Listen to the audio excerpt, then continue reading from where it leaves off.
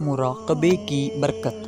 حضرت سیدنا ابو بکر دقاق علیہ رحمۃ الرزاق سے منقول ہے کہ میں نے حضرت سیدنا احمد بن عیسیٰ علیہ رحمۃ اللہ علیہ سے سنا ہے کہ ایک مرتبہ میں صحرا میں جا رہا تھا کہ اچانک چرواہوں کے 10 شکاری کتوں پر میری نظر پڑی۔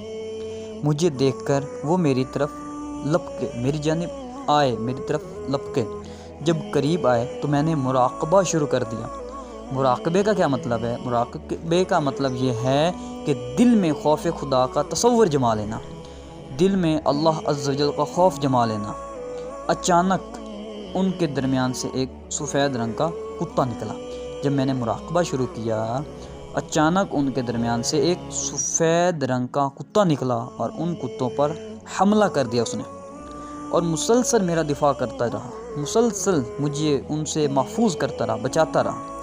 جب میں ان کتوں سے کافی دور ہو گیا تو اس سفید کتے کو دیکھنے کے لیے میں پیچھے مڑا، بیک دیکھا، مگر وہ کہیں مجھے نظر نہ آیا۔ نہ جانے وہ کہاں چلا گیا، کہاں غائب ہو گیا۔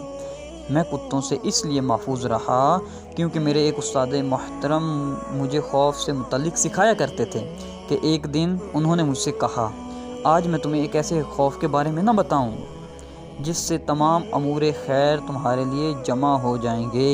میں نے پوچھا، وہ کیا چیز ہے استاد محترم؟ فرمایا، اللہ عز و جل کا خوف اپنے دل میں بیٹھا لینا۔ سبحان اللہ، یعنی کہ اللہ عز و جل کا بندے کے دل میں ڈر ہو۔